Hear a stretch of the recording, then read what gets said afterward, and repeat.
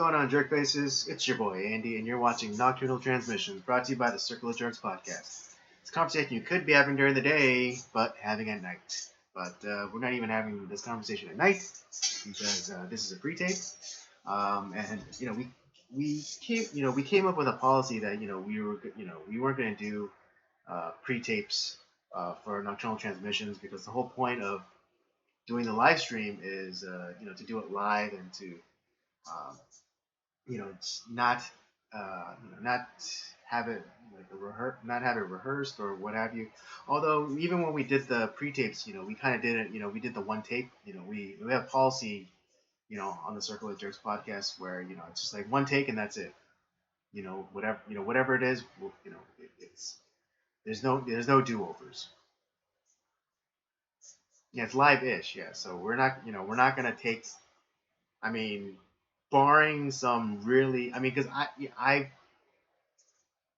if you guys watch the stream, then um, yeah, we have some pretty hot takes. I've said some pretty spicy things, um, but that's just that's just part of the magic of this show. And if you're not watching, and this is your first time tuning in, then I definitely would recommend the back catalog of this live stream, and I would suggest that you check it out, especially some of like the latest ones, because I do get a little spicy. Well, and there's a lot to get spicy about. Trust me. Like we are, Andy, we're in the minority on a lot of issues going on right now. Oh yeah, we're in Conquer territory for sure. Yeah, honestly, like I feel like in a lot of ways, like we're in exile, Uh, shouting some um, wilderness. no, maybe. Yeah. No, I think, but well, okay, possibly exile, but I think the kind of be in enemy territory is more of an apt analogy because we haven't been necessarily cast out of any specific geographical region. We're just we're surrounded. You know, um, but the way I think of it is we're part of the 300. We're the Yeah, Spartans surrounded by Persians, and we're gonna make them pay. It's gonna be a war of attrition. we may Until die, but we're going to take a lot of people with us. exactly, it's gonna be a war of attrition, and for every one of us, we're gonna take out 10 of theirs. So Yeah, this is I know it's funny because because you think that this would be a time of like kind of apprehension uh, or great anxiety, but I think of it just as just the opposite. This is the best time to be alive. This is where you find out who you truly are, and and as you who your real friends are. And as you who titled your it, real best, friends become family. best apocalypse ever. Yes, best apocalypse ever. This is the best apocalypse ever. It's everyone's like worried about like losing their jobs or about like the riots and or the looting or whatever. It's just this is the best time because this is a time of revealing. You're finding stuff. You're finding a lot of important shit out about the world and about yourself and about the people that you once considered your friends. You Yeah, know, um, because everyone is like revealing who they really are. I feel that I'm still the same. I'm still the same person. Um, you know, uh, I haven't changed my values necessarily. I would I have matured, yes, but I haven't necessarily changed any of my views on things. Uh, I might have developed nuance or complexity, but not necessarily changed my position.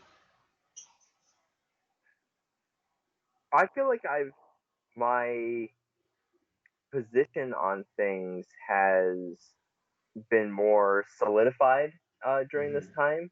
Yeah, and like it's like a little bit like, and crystallized as well, because because before it was Yeah, like you were kind of like, oh, I don't, I don't know enough, or I don't have enough information to make us, for to place my foot on either side of the fence, but now it's just like, oh, dude, I understand, like I understand perfectly well, like, clear as crystal.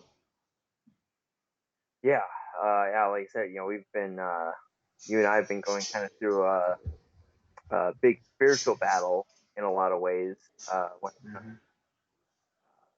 church right now, and then just the way the world is going with all the racial tension that's going on, and a lot of the mass media or the mainstream media, feeding lies, and honestly, they're throwing kindling onto the fire to make it, or gasoline onto the fire.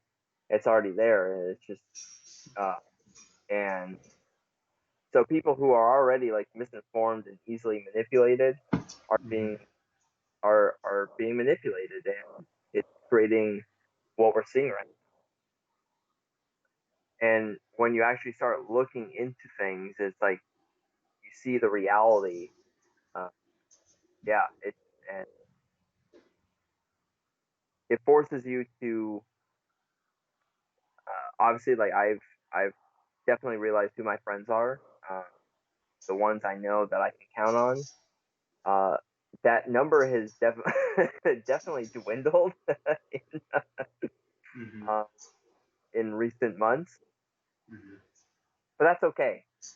Um, I'm a grouch anyway, so it doesn't really matter. Uh, but Hmm. I'm glad that I don't have zero friends. That I'm in. I don't feel like I'm in this alone. Right. I mean, prior to the last three or 4 months, you know, you would have happily taken on the bloat of the things that are going around you, kind of the non essential things in your life, Yeah, or even people. People become people become dead weight, but you just kind of carry them along anyways, because you have um, I don't know, you're somehow tethered to this idea of loyalty, or history. I mean, that's something that I've been wrestling with a lot, because certain people, certain organizations have revealed themselves uh, to not line up with kind of fundamental things that I've come to either believe, or begin to reevaluate, and are leading more towards that. And just the people that I once thought that I was on the same side, I all of a sudden find them sitting across from me, and not and not beside me. yeah. And yeah, and it's it's just yeah. So it's been like the wheat being pulled from the chaff. That's all it is. Honestly, I'm really thankful for it.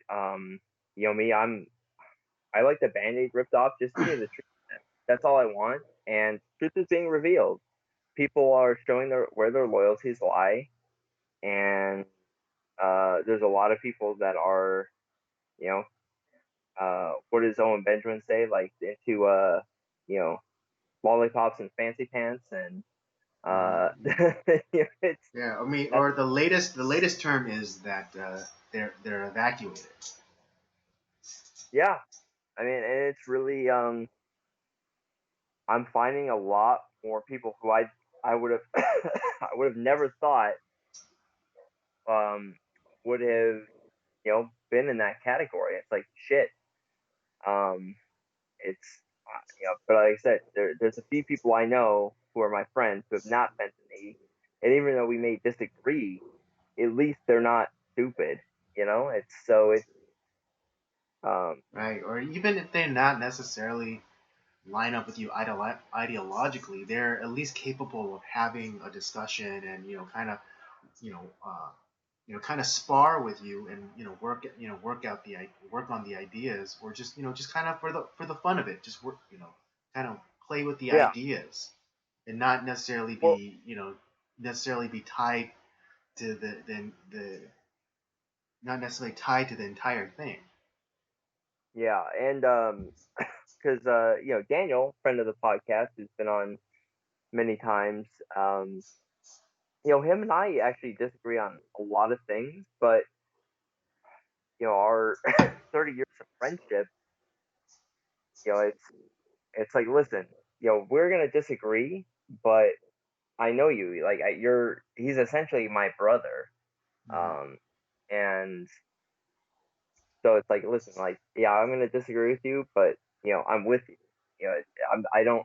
You're gonna say things that I don't like, but I know you're a good man, and vice versa.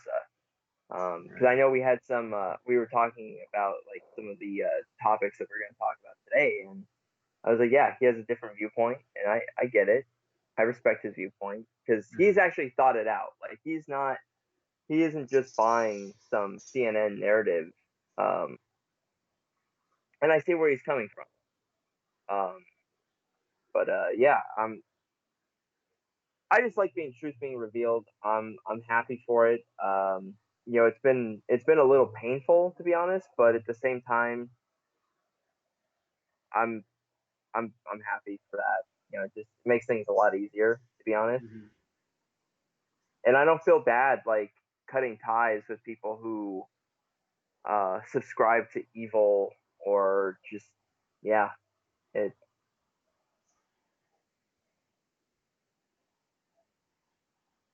Yeah, Yeah. more and more No. people that I thought I cared about are have subscribed to evil. And it's like I can't be around them. Sorry. Right. I mean, I'm right now in the middle of wrestling with that very notion. I mean, obviously I can't I can't abide evil to be done, or for people to abide prescribe or subscribe to evil. Uh,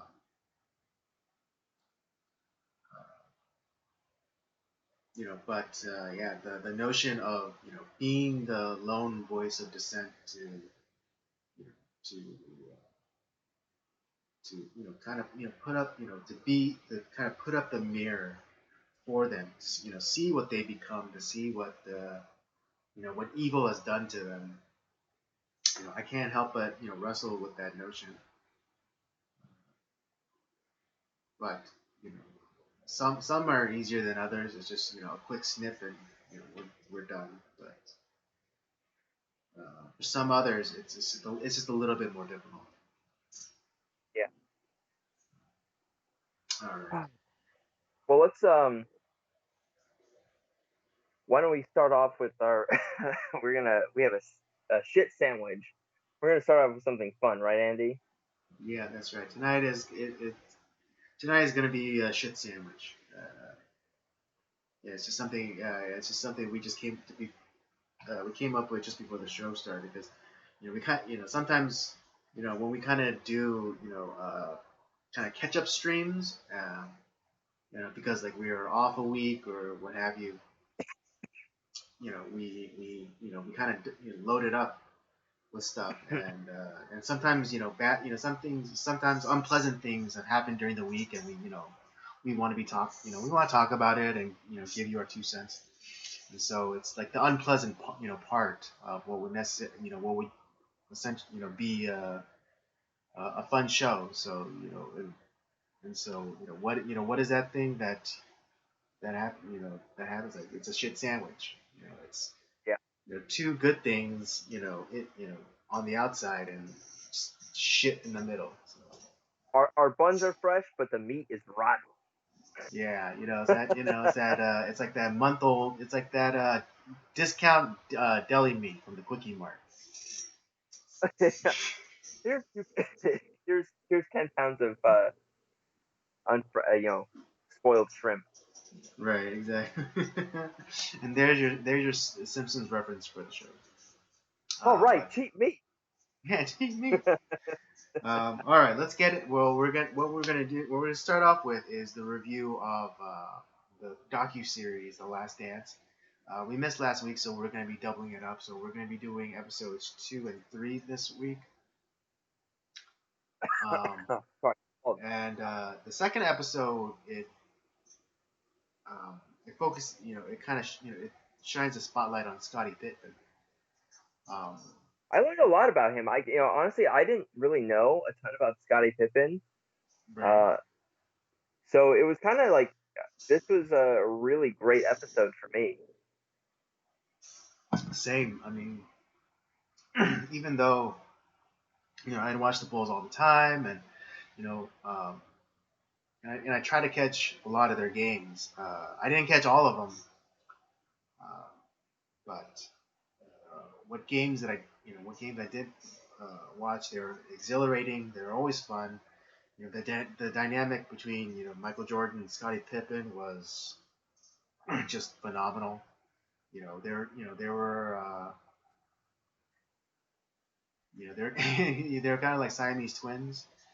Um, Yeah, because in the way that they coordinated and moved together, it was like, almost like it was visual poetry. you know the thing that I do respect about Scottie Pippen because the guy sacrificed a lot for the sake of being a Chicago Bull and obviously like his family situation. He and I think he because he was a great player. He developed into a really great player, especially with Jordan. And but he took the kind of like the quick payout. It's like where it's like because he was thinking like, you know, I could get injured tomorrow, so I'm gonna take this. I want to stay with this team because this team's gonna be good for a long time. So I'll take this long term deal and get my money now, so that way I know um, that like my family's taken care of, and I don't have to. I'm never gonna have to worry again about money. When he could have gotten a better contract situation. He could have gotten max money, but that's always like kind of when it comes to sports. That's always, or um, especially like stick and ball sports, because your body only lasts a certain amount of time. You're at your peak in your late 20s, early 30s, and you have to capitalize at that point. And but yeah, you get that knee injury, you get that back injury, foot injury, what have you, and it could all just go poof, disappear. And that supposed contract you're gonna get just goes away, and you never get that chance. Right? Yeah, it's not guaranteed, and Scottie Pippen, Scottie Pippen, he was the provider for his family. His father had a Yeah, stroke and was confined to a wheelchair, and then one of his brothers, I think, had some sort of paralyzed. accident and let them paralyzed from the waist down, and so he was in a wheelchair for a long time. So yeah, Scottie Pippen, he definitely took a hit contract money wise, and yeah, even the Bulls owner. Um, I don't know if it was at the time, but definitely during like that kind of retrospect, like interview parties, I say like, dude, this is such a bad deal. Why are you doing this? Uh, Yeah, and so and it's like I wouldn't yeah, sign and this it's just deal. kind of yeah, it is kind of messed up for Scottie Pippen because even though he wasn't the level of star that Jordan was, um, he still provided value to the team, Oh uh, yeah, yeah. and and it was just a shame that he didn't take a chance on himself and you know hold that for more money. But again, I completely understand his reasoning not doing so because he had a he was his family's provider. Not just like his immediate family, but his his mother, his father, his brothers, sisters. He comes from a big family. I think what was it, like 13 brothers and sisters in all? Yeah, big family. Yeah, big like Southern, kind of family. Um, so yeah, And it just really sucks for Scottie Pippen. Um, like I and said, and and just and like and Jerry Krause didn't really make things better because he was like constantly putting it out there that that Scotty that this could be the last season for Scottie Pippen, or Scottie Pippen was gonna be traded or what have you. now, so I'm gonna because yeah, this episode also highlighted Jerry Krause a little bit, and as far as and the guy does not get credit for because he built what became was the Bulls kind of the Bulls legacy essentially.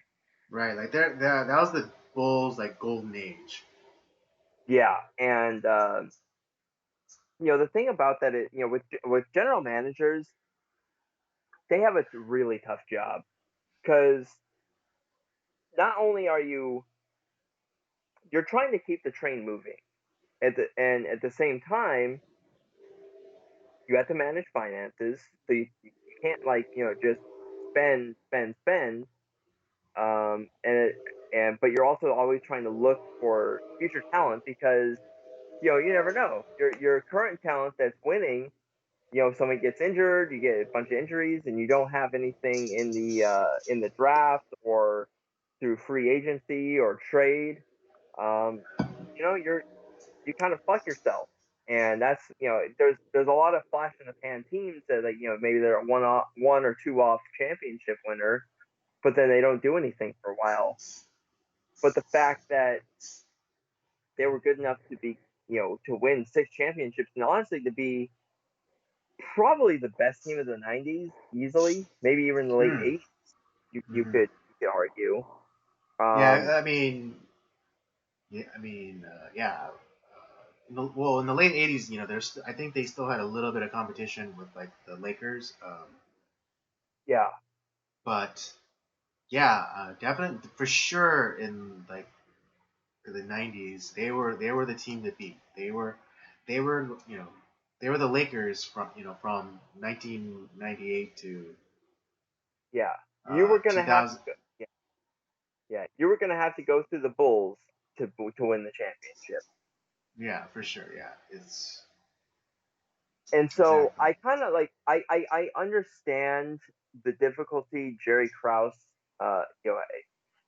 Nobody likes the GM. I mean, honestly, like nobody likes those guys. Um, it's the same thing in baseball or uh any other stick and ball sport. Like you don't like those guys because yeah, you're they see you as an asset. Mm-hmm. And once if you're like a super big superstar like Michael Jordan, no one's trading that guy. He's never going to get traded as long as he. But you have Scottie Pippen. It's like, well, maybe like we could, he's getting older. Maybe he's getting a little injured. He's really not. His contract is actually very favorable. We could flip this guy, get a ton of draft picks, get a couple other like really good players, and it would set us up for a really long run. So as a GM, you're always playing that game of like listening in and like fielding trade offers or what have you. And yeah, no one likes doing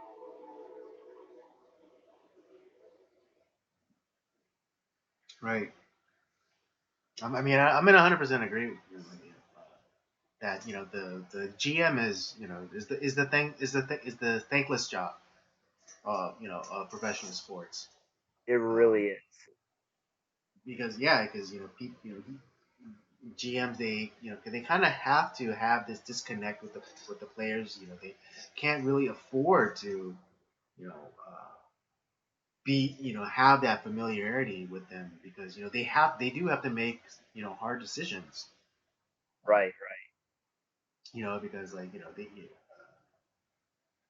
even though they want to be loved, or they want, or at the very least they want to, their players respect. You know, they sometimes have to make uh, they have to make certain calls sometimes that that the players don't necessarily like, but are is good for the organization. Yeah, and that's the But although sometimes that, Jerry Krause was kind of asking for it, you know. oh no, he was a dick bag. It's he's a fucking asshole. Yeah. Honestly, like he could have handled things a lot better, Hmm. and honestly, like would have pissed off. The fact that like you pissed off your top two stars who are the reason that you're winning. Hmm. Um, yeah, you fucked up. Because honestly, like the reason that you're good is because of those two. Right. That I was like know. Yeah, that it's was just the like hardest he pull was to do. like he just couldn't get out of his own way to be like, okay, the team's winning, and ultimately the team is what's important. So I'm gonna swallow my pride. I'm gonna try and mend fences. But yeah, he kind of steps on his own dick. I honestly think you probably could have plugged in just about anybody around those two, and you would have been fine. But you pissed off the two guys that you need that are otherworldly talents, Right. and Yeah. yeah, Like those. Yeah. Those. Yes. Michael Jordan, Scottie Pippen. Those were those two were the engines of your team. yeah. Because You know. honestly, like you had Jerry Krause treated Jordan and Pippen way better, I don't think Jordan would have left in for baseball. I Hmm. don't think he would have retired in '98. Um, and Pippen would have stayed, and they may have like run the gamut in the '90s. Yeah. No. Especially towards like the later '90s. There was definitely a fall off for the Yeah, Bulls. because you And you think about it, Jordan, even in the time when he was with the Wizards, he was still a good player. People, it's like, oh, he went to the Wizards. He sucked. It's like, well, the Wizards sucked. Jordan didn't suck. right. Yeah. It's what was it? It's like putting it was like putting a V12 into a Pinto. Yeah, that's a great analogy. Yeah, he was It's just older, but like, he was like, it's kind of like how like Wayne Gretzky in hockey. Yeah, hmm. he was old, but like when he even went to the Rangers, he was putting up like phenomenal numbers Hmm. especially for his age. It's like, my God. Exactly. Some people like don't have that for their fucking career or ever. Yeah, the In entire that, career. Jordan had it for a really long time, uh, like over 20 years, was it? Well, like wait, yeah, no, no, he got he drafted. did take he was out for like what was it, So he was like drafted three in years eight. for baseball, He was drafted in '83.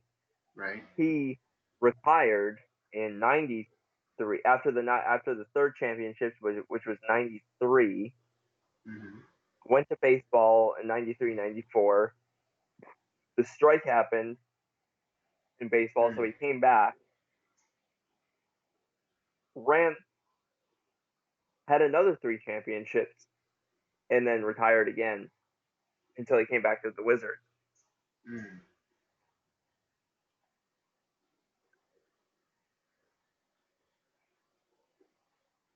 But yeah, Jerry Krause did treat those, especially Pippen, so badly. Mm.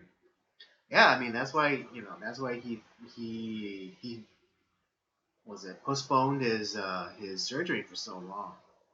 It was just kind of a fuck you to Jerry Krause. Yeah, it's obviously like a part of it was like the contract. It's like, well, Scotty, you technically did sign that contract, and Mm. Jerry Reinsdorf was like, listen, you signed a contract. That's it. We're not renegotiating. It's like there are some owners that will do that. They're like, Mm-hmm. we did sign this, but man, you've really you've gone above and beyond. Like let's correct the situation, and they'll fix that situation. Right. Yeah. But not, but that's like because they're actually like that's the type of people that they are.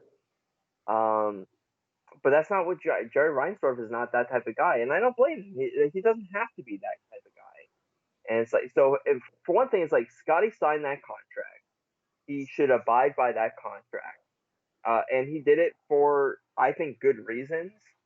And he short sold himself to get like the money, big money that he had never seen before Right. to help his family. There's Right. He no did. chance.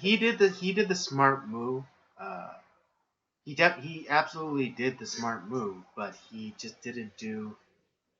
I was like, how's I gonna phrase this? Um, oh no, yeah, he did the right move at the time. Right. That's Yes, he I would just agree with that. he just did the right thing. He did the right thing at the time.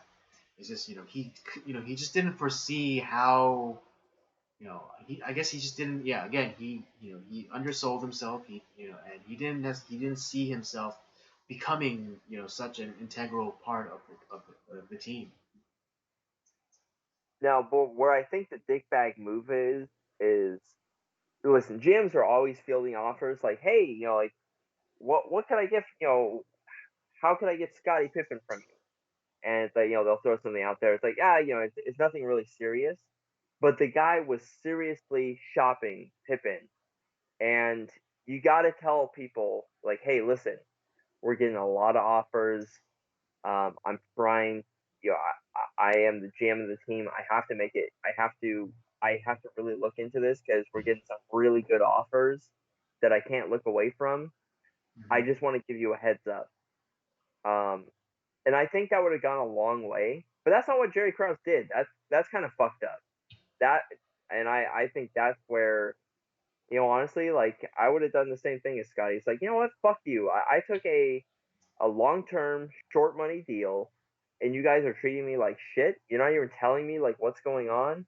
Fuck you guys.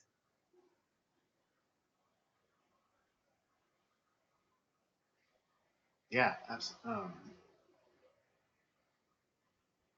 Right. It's one of those weird situations where you see things from every angle.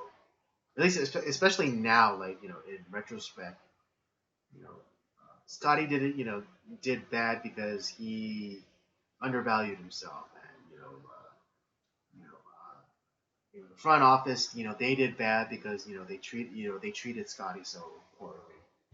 Um, Yeah, so it was kind of uh, yeah. So it's kind of one of those situations where you want to hate the front office, but it's like I understand where you're coming from. This is like you guys were making a business decision, and kind of like one of the you know it's like the old saying, a deal's a deal, and they were and it's not as though they were trying to renege on his thing or try to make him take a pay cut. They were holding him to the contract that he agreed upon and signed for. I'm totally fine with that. Right. That's fair. Yeah. So it's one of those weird situations where it's like I want to root for Scotty, but he just didn't fight for himself. And the front office, Yeah. you want to hate them, but they were just looking out for they were thinking long term and what was best for the organization, and that's not a bad thing either. Exactly. Yeah. It really isn't. So yeah, I mean I don't have anything else to say on that second episode. It was really good. I really enjoyed it. Finding more about Scottie Pippen. The number two on the Bulls. Yeah, yeah. It was It great. was very it was one of the most informative episodes. Like, cause I was like, I didn't really know a ton about Scottie Pippen and like his personal life and what he went through. Mm-hmm. Absolutely. All right, let's just keep rolling along and go on to episode 3. And this episode, it focuses, it focuses on Dennis Rodman. Uh, kind of, not kind of, but the third, the third in the The triumvirate of, the golden age of the Bulls. yeah, the Batgirl of the Bulls. The back.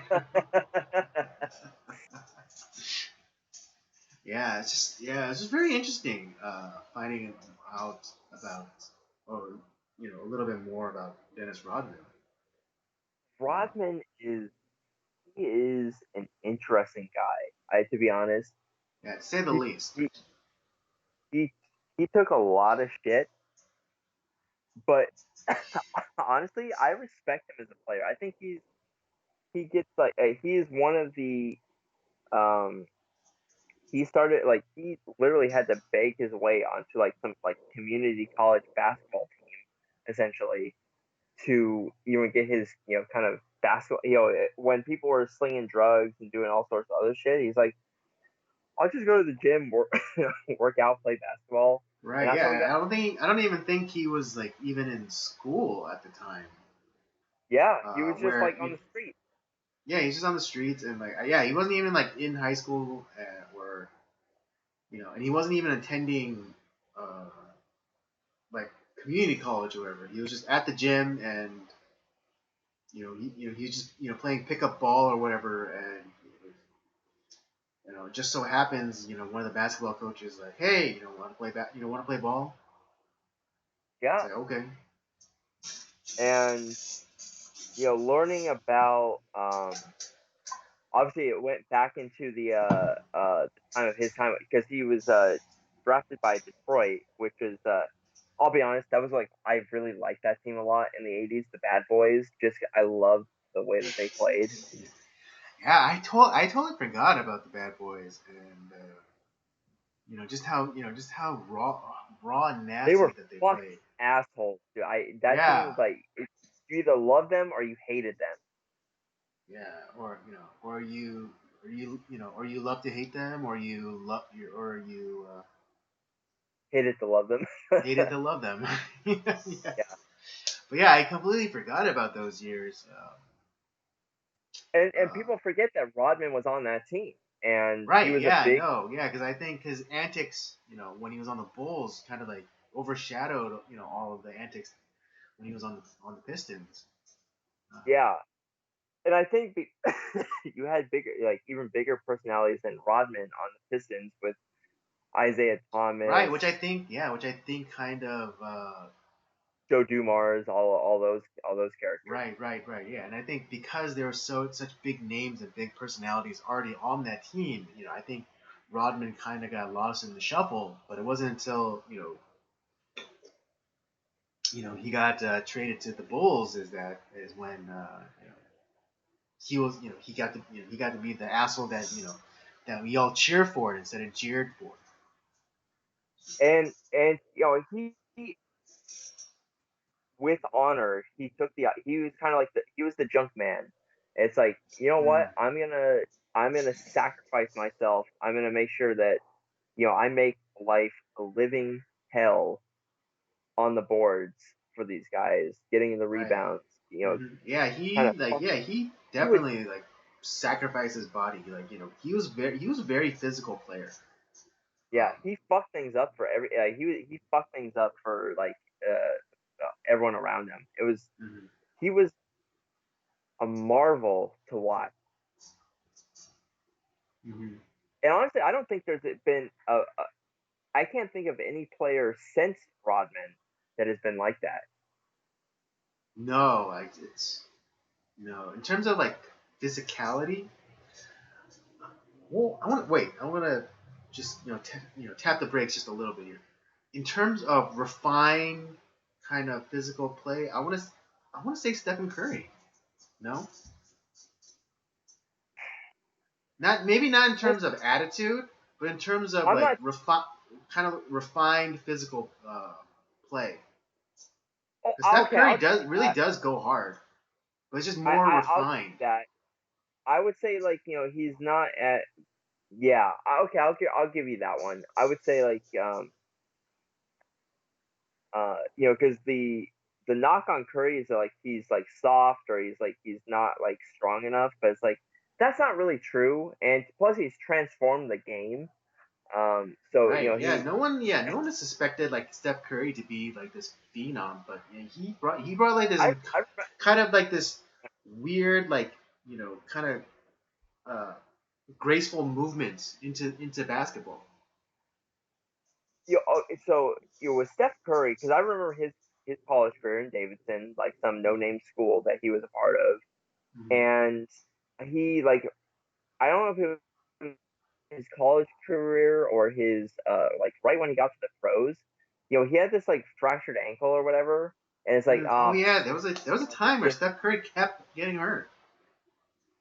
yeah, and it's like this guy he's just a fucking softy, and then all of a sudden it's like I don't know if he transformed his game or what, but like he he has trans I don't know if I don't necessarily like how he transformed basketball, but you can't deny that like his style of play and what he's done for the Golden State Warriors has changed basketball forever. Yeah, agreed. And I mean that's why I'm kind of comparing him to Rodman because because Rodman would do like he would do crazy things like he would like throw himself onto the ball and whatnot. But Yeah, but but I think he he he was physical in the way that Dennis Rodman was, but just he refined it and he brought a little bit more graceful movements into the game. Rodman was very very smart. That guy knew his role. He relished that role, and Mm-hmm, I don't think there's anyone that has ever played that role before or since like Rodman has. And Not definitely not like Rodman. No. yeah, the guy gets not he does not get a lot of credit for what he did in basketball. Mm-hmm. Um, and yeah, I just like I love Rodman. I loved him when he was on the Bad Boys. I was like, man, he's going to the Bulls. They fucking hate that guy. And then he and yeah, no, it was, but it just he's just a phenom. And I think he ended his career with the Lakers, didn't he? Yeah, he did. Yeah. Yeah, I remember that. Like even then, like he was still like, god damn, he's still like even like he's like old as dirt. He was still really good. Yeah, no, he was still loads of fun to watch play. Oh yeah, Yeah, yeah, I just don't think. Um, yeah, I think when he went to the Lakers, it was this weird transitional period for the entire league, um, yes.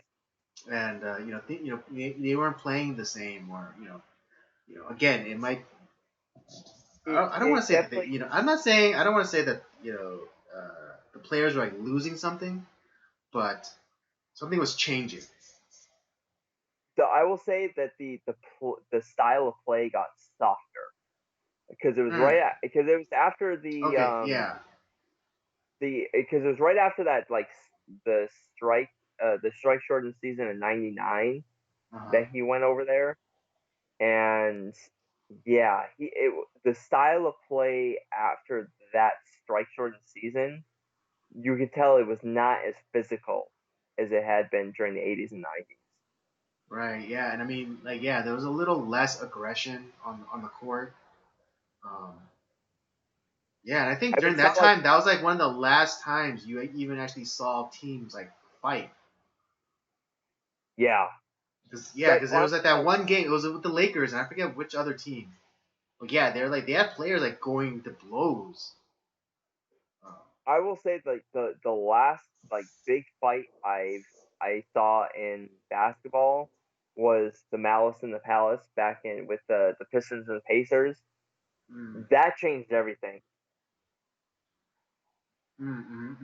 That was Oh, when right. basketball got to like it's soft, like it's really soft now. Like you breathe on a player and it's like foul, foul. It's like what the Yeah. fuck is Personal. this? Yeah, you get called a personal foul on you for breathing on.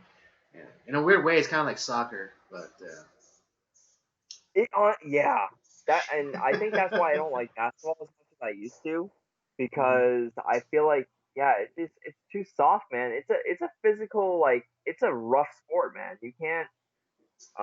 I mean, the when I because why I love The Last Dance so much is because it reminds me of, like, fuck, this is such a great era of basketball. Like, not only were the players awesome, but like the style of play was just like it was.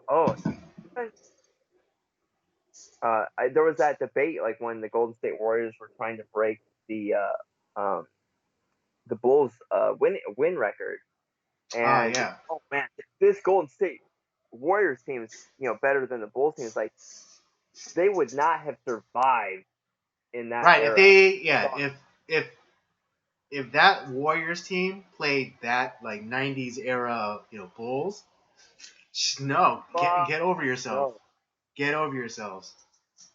honestly, like I will say, there's only a couple players I think that would have survived in that era, Hmm. and like LeBron is one of them. LeBron is a tough player because he's Hmm. so big and physical at his position. Right. I think he would. I think he might not have put up the same numbers, but he would have been like he would have been a superstar in that time period. I can see. Okay, I can see that. Yes. But yeah, no, but what makes it so easy for him is because, like, you breathe on him and it's like, oh, foul, and it's like but he's so big and he just like rumbles through everybody. It's insane. Like a freight train. That's the. Um, but yeah, no, it was I learned a lot about Rodman that I didn't know either. And it's like, man, that guy like literally came from nothing, and Yeah.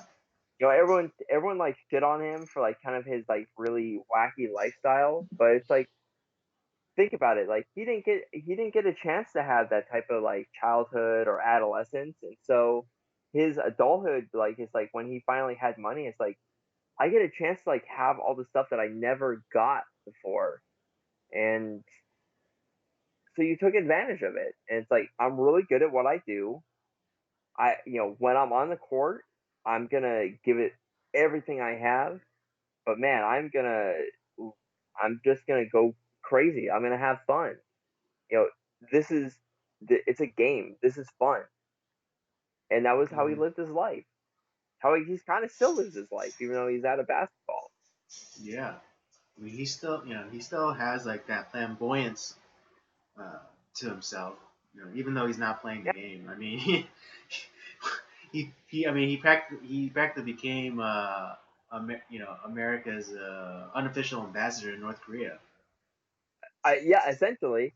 Yeah, and Which, it's like no, like, and really no other person could have done the job.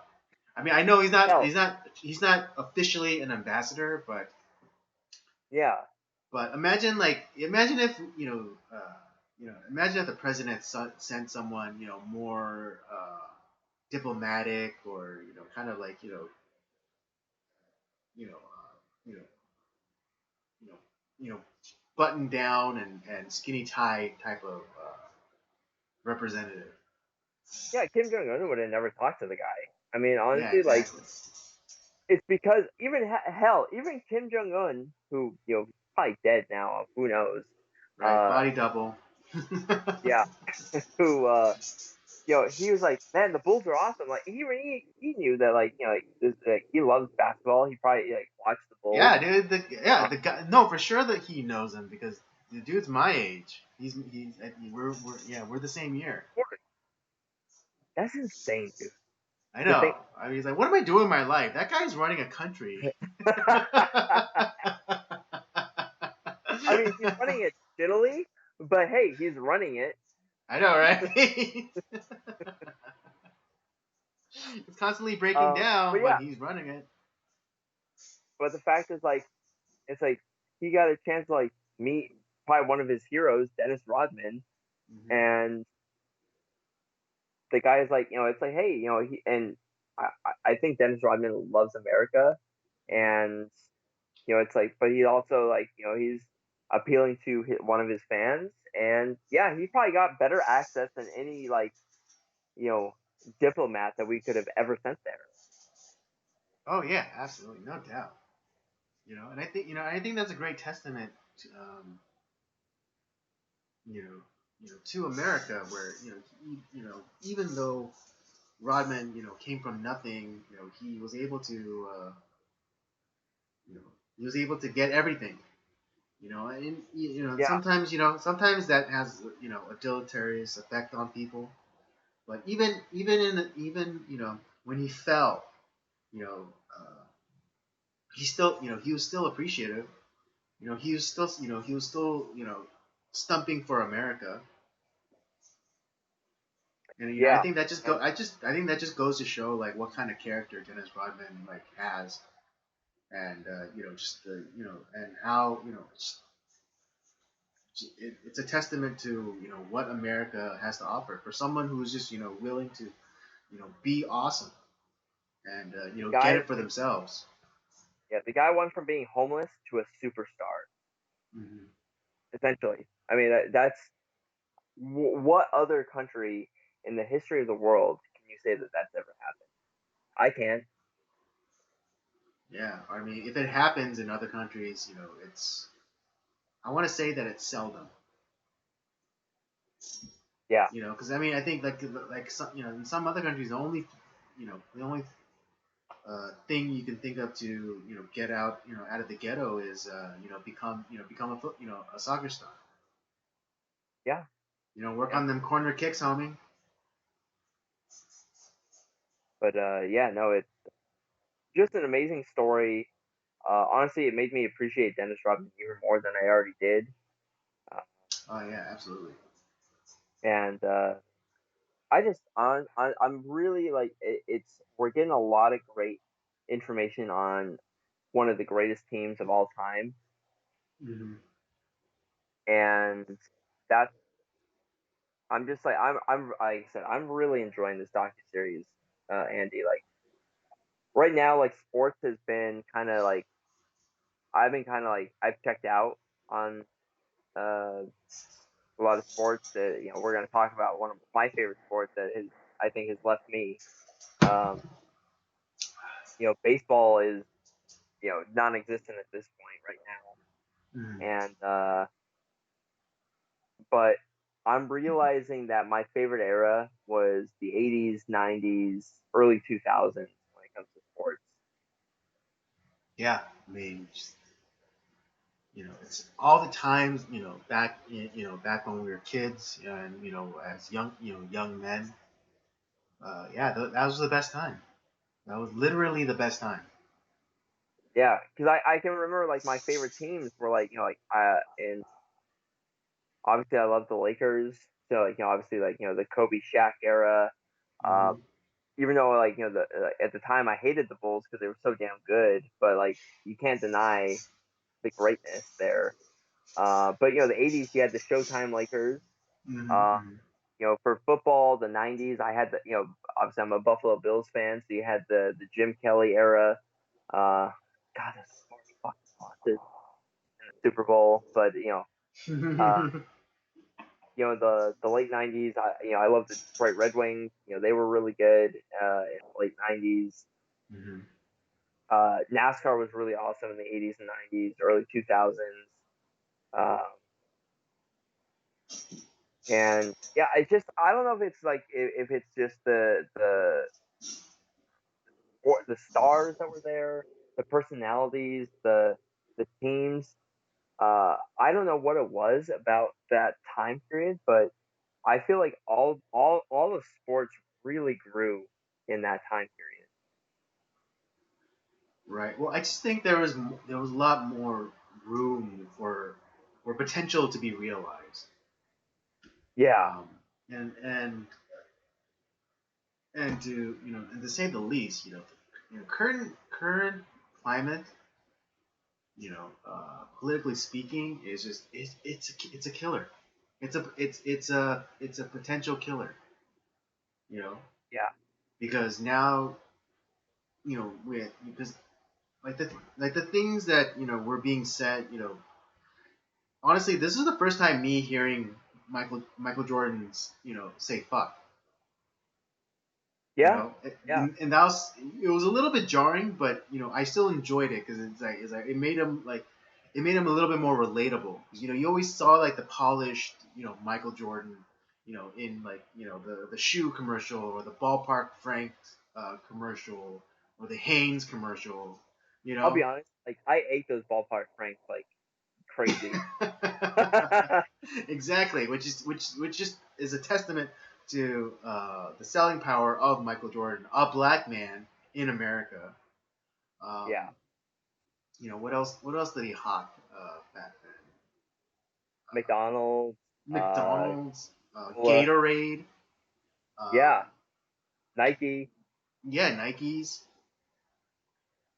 So but I just imagine if back then it came out that that Michael Jordan used such coarse language or I mean I know it doesn't hit on we haven't got to it yet, but Never. Yeah, the stories of him like being really like the story that Magic Johnson shares about him like him and Jordan playing cards, and like it wasn't enough that Jordan like beat him more, but like he wanted to destroy him. I know nowadays this is insensitive, but yeah, he just like Michael Jordan wanted to stand on your neck, you know. Yeah, But imagine like yeah. No, those kind of imagine if like those things came to light, uh, back then, Michael Jordan could have potentially been canceled, yeah, and a yeah. lot of those players too, like I'm sure they had like some pretty hot takes, uh, Oh yeah, back then, and imagine if kind of like the personal conversations or things that were said off the cuff, came to light in the press, like especially nowadays, back then it would be done. yeah, So yeah, um, yeah. So yeah, nowadays the reason why things seem more hopeful uh, and more aspirational back then is because they were. People were allowed to flourish, and were allowed their potentials to be pushed and to be prodded and coaxed out of them. But nowadays it's like nowadays you have it's a weird it's almost a weird humiliation ritual where nowadays you have to have a social media account. You have to be posting, and whatever, but whatever you post up will eventually be turned on you. oh absolutely. No matter, and yeah, it's become like this weird humiliation ritual where it's Yeah, like the people. I mean, kind of going off topic, but like just this past weekend, uh, you know, uh, Rick Wilson, the Never Trumper guy, tried to get Domino's canceled because you know, you know, like 10 years ago,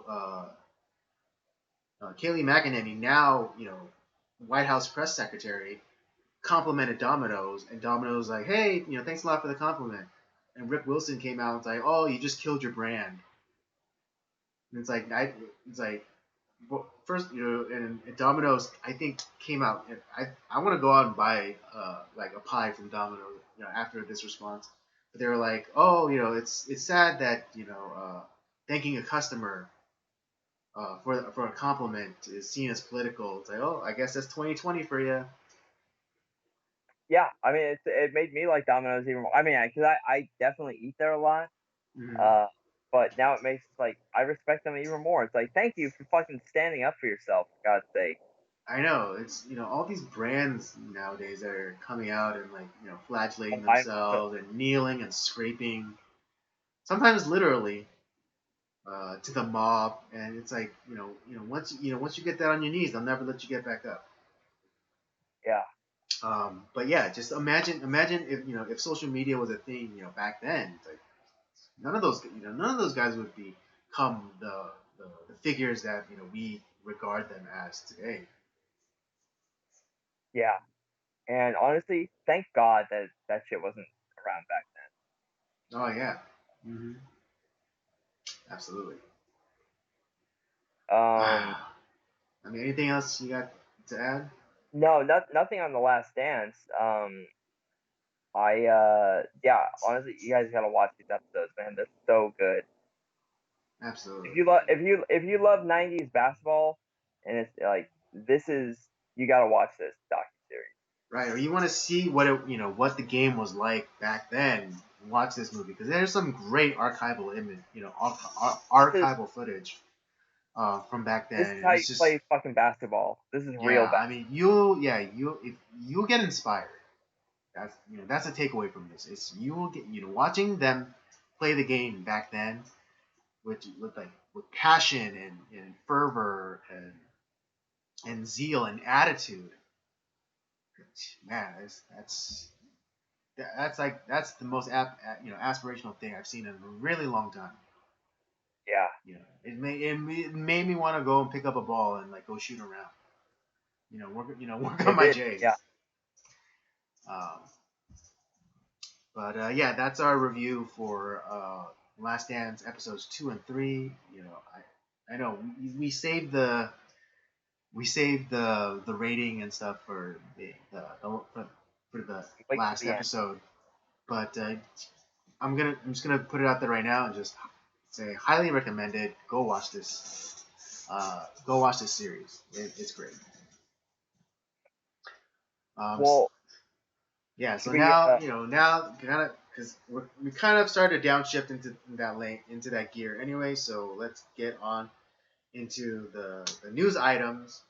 And I know Rob, you want to go off on this, so I'm just gonna give you the floor and full vent, Rob, so, full vent. so from one sport to another, um, Exactly.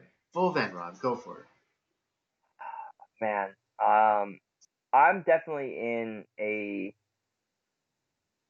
We were talking earlier about like just being in a crisis as far as just a kind of and I never ever ever ever thought that something like this would happen, that I would ever get to this point. But I think I am officially done with NASCAR, and I never thought I would ever say that in my life. Um, and now, okay, so and there's a reasoning for this. So recently, like, and obviously the real big news story was the banning of the Confederate flag. Which, okay, side note, that flag was never used by the Confederacy for one. It was it was one that was proposed that they never ever used. And the reason I'm assuming the reason it became so damn popular was because of the fucking Dukes of Hazzard, and it was a rebel flag. That was what it was. That's what it was symbolized. It's symbolized rebellion. It was not a symbol of the Confederacy. If you actually look up what the Confederate flag was, completely different. But okay, that's a side note for one. So yeah, so they banned the stars and bars. Honestly, I kind of sort of get that, and our fan base has definitely become much more diverse in the last number of years, which is awesome. I love that. That's great. Um, NASCAR, behind the scenes, not necessarily out, and it's not doing it, for to be super special.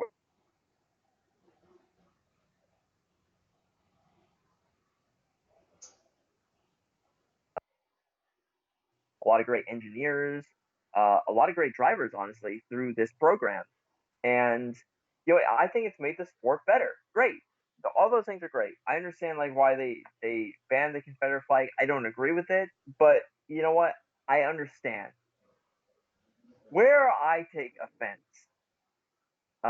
is the idea of, okay, we're taking away the Confederate flag. What are we going to replace it with? We're going to replace it with the gay pride flag. Uh, that I was like, okay, once one is like I can see where people see that as a symbol of like it makes them uncomfortable. Um, but the fact that like now we're just, but I think even that is kind of somewhat apolitical in a sense. But when you start like now we're going from we're banning this flag, where we're gonna be supporting gay pride, and if you want to now if you want to like kneel or do whatever during the anthem and not give a shit, it's like whoa, now I have a problem because as a sports in general honestly need to be apolitical. If you on your own time you want to use like as a driver, as a baseball player, basketball player, and you want to promote whatever political stuff you want, go for it. I'm all for that. Like use your celebrity for that. That's fine. But when it comes when you're on the field of play, put that you have to set that shit aside. And it is a time where people are coming to get away from those things, and they want to they especially now like when we've had this pandemic shit going on and sports are finally coming back. People want, they're hungry, they want something to get away from what's going on in their life. I know I do. I was so excited when NASCAR was finally we're getting live races back again, and then all this shit like started to happen. It's like I can't support this as a fan. It's like in NASCAR, especially like it's been. I mean, the racing's been good, but you can tell like there's been, especially among uh, the loyal fan base that's been there for years and years and years. When they're like, I don't know, I can't. They're struggling to watch NASCAR right now, and then you're doing stuff that's like completely alienating them and then making them say like, oh, yeah, we don't really care about you or need you. We're going to cater to this other fan base that like of people that honestly like no matter what we do is going to hate us anyway, and call us racist no matter what we do. Honestly, like you're fucking yourself. You're driving away the fans that made the sport what it is, and you're catering to people that are never going to become fans of the sport. What the fuck? And honestly, like I'm a huge fan of Bubba Wallace. I think he's a very, very talented driver. He's not in the equipment that he deserves to be in. Because I think if he was in a really good ride, he would win a lot of races. But he's kind of like bought into the whole um racial tension stuff with the George Floyd nonsense, and now like this past week, uh supposedly there was a noose found in his garage stall. I'm To be honest, I'm really skeptical. Everything that's been kind of coming out with NASCAR, with like some of the personalities who I've been fans of for 30 years. I've been a NASCAR fan since 1989. I can still remember the first race that I ever watched, and I love the sport. And all the stuff that's coming out that people are saying that's supposedly happening. I can't get behind this, man. I think I'm officially done with sports in the current age. I think I'm done.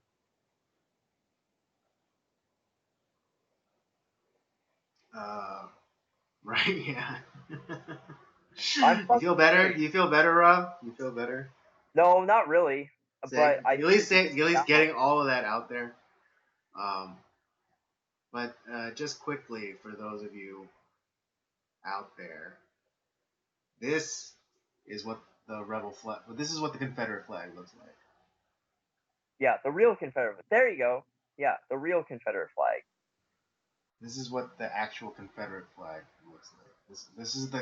This is the flag of the Confederate States of America. Yeah, Thank you, Andy, for looking that up. I appreciate that. Yeah, no problem. So I know And everyone is like losing their shit because of this right here. But that that was was not never, ever, ever used. right. And then yeah, and I mean if the yeah again it's probably like a pop culture thing. Dukes of Hazzard was really popular. And it was but didn't like a regiment use that flag as well? Unless I'm misremembering something. If it was used, it was very not much. Um, and honestly, it was more of a symbol of rebellion. It wasn't like it was never the official Confederate flag.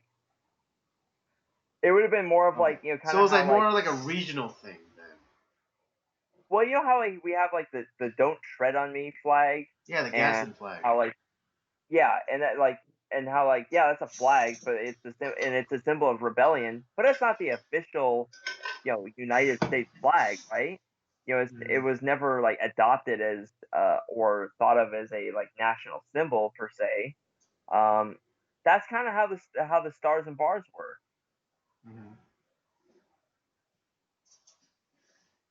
Right, but But no, like it was never adopted in any of the Confederate states. It was never the official Confederate States of America flag. Um, it was essentially rejected as a flag. hmm Um, and I just, but people don't, like I said, people don't think. yeah, no, they don't take literally literally the 10 seconds it takes to type in Confederate States of America flag. Now, see, the flag that you shown, if people started flying that, okay, now I'm like, yeah, okay, we got a problem. Like, I'd have a huge problem with that. Right, yeah, and so like yeah, to your point, like you know, using the Gadsden flag as an analogy, yeah, that's just culture. The spirit of rebellion. That's within all Americas. All Americans don't tread on me. Is that the stars and bars are just more regionally specific. Yeah, It's in the South, and it's the idea that like all those white people, you know, wanted to keep black people in chains and slaves. Um, I rather doubt it. I rather yeah. I'm highly dubious of that claim. And even you know because like Robert E. Lee, he didn't. Robert E. Lee's like own like I think like journals and stuff say that he doesn't agree with slavery, but he's merely sticking to uh, his home state of Virginia. Well, the way he worded it, and see, this is something that's also like missing in today's thing. Is like we think of, when we think of the United States, we're like it's the entire like federal government. It's like, but back then it's like he was gonna be he was being recruited by the Union, but he's like, I cannot turn my guns on my fellow countrymen. Speaking of Virginians, and Hmm. yes, he was not a slaveholder. He did not believe in slavery, but he also, to me, that's also like one of the reasons that, the Civil War was not completely about slavery. It was about, yes, obviously it was an aspect, but it was not the entirety of what was going on. And the fact that someone who did not believe in slavery, that did not own slaves, but would fight for the Confederacy, uh, because not only because he cared about his fellow countrymen, the Virginians, but you know, it's he obviously believed in like what they were standing for, Right, which because was, and if right it was because about slavery, he probably would not have gone. He probably would not have served the Confederacy. right because he like here's the thing. He's like he was so principled that he fought against the United States. because the United States, is basically like a bunch of smaller countries making up one large country. Bingo. That's how it's supposed to be. You know, Yeah. people, and so people, that lived in Virginia, they it was literally like their own little country. And the Yeah. governor was supposed to was in the position, same position as like a president. Exactly. And so they had like their own, and the real reason why the southern states seceded was because they felt that the federal government was impeding on their states' rights. Exactly. Bingo. You know, and for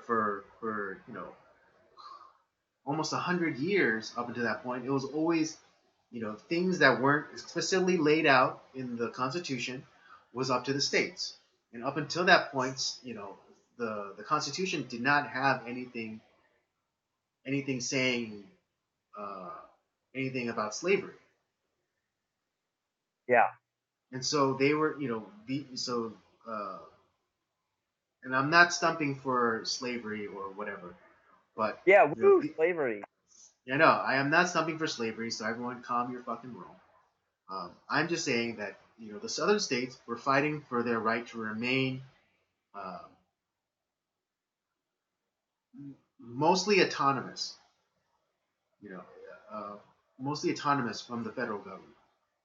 And I'm sure, like, if the federal government was able to pass an amendment that that outlaws slavery, I'm sure they would have followed suit.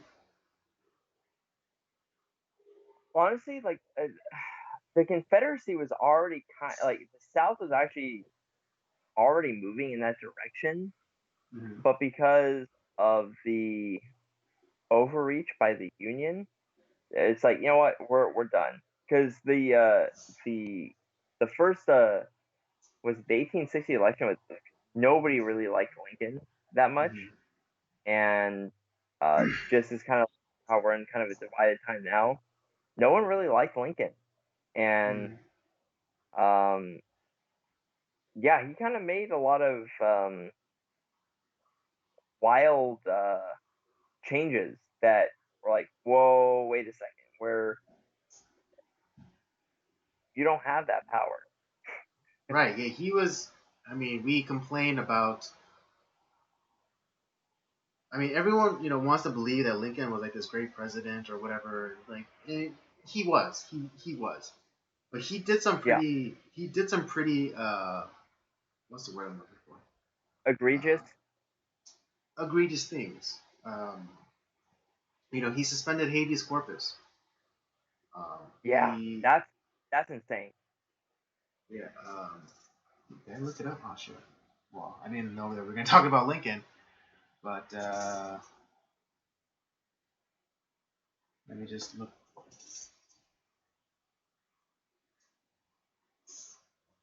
Yeah. For those of you, habeas corpus is a recourse in law through which a person can report an unlawful detention or imprisonment to a court and request that the court order the custodian of the person, usually a prison official, to bring the prisoner to court to determine whether the detention is lawful.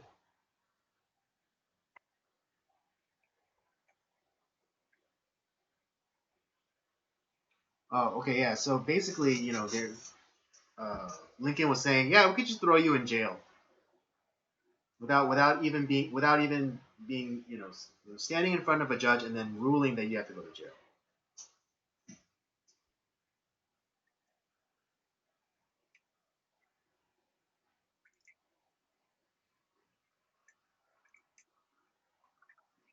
I mean, unless I'm not reading that, or unless I'm not understanding correctly.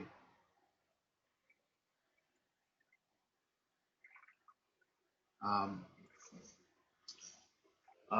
but yeah, again, I am not stumping for slavery at all whatsoever. I'm just pointing out historical fact that the South The reason or the cause of the Civil War was not only slavery.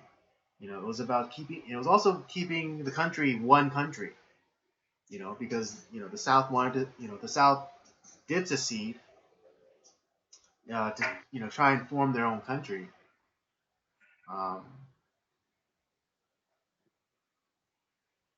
Yeah, and speaking of habeas corpus, like as far as like being able to just kind of like jail people like whenever they wanted, it's like, does it sound familiar? That happened in World War II, where FDR just oh yeah, imprisoned a bunch. internment, Yeah, right? But no one's didn't have saying a choice. that FDR has to be pulled off the dime. Yeah, in fact, he celebrated. Yeah, I mean there's yeah, and some of those people are still some of those people who lived in internment camps, they're still alive. That's that's the insane part, and it's when it comes to the time, yeah, obviously it was, um, you know, Lincoln was trying to keep the country together, but uh, it wasn't like the idea of like the Civil War. You know, the whole idea of emancipation, that didn't come until way later, maybe like a year before the war ended. So the fact is like, oh, it was always for the ending of slavery. No, it was not. In fact, that's why the Union was losing for so long. Because the Union is like, the Union soldiers, well, from like inept leadership, but honestly, they just like, why the hell are we fighting like people like, I know, and a lot of these guys were people that they knew, that they were family members with. Yeah, It's they were like, like what? yeah. It was like yeah. Sometimes it was literally brothers fighting against brothers, or fathers against sons, or Yeah, cousins against cousin. This is such the whole idea of being mostly autonomous from the federal government and allowed to have states' rights was a big thing. It was a huge wedge issue for a lot of yeah. families.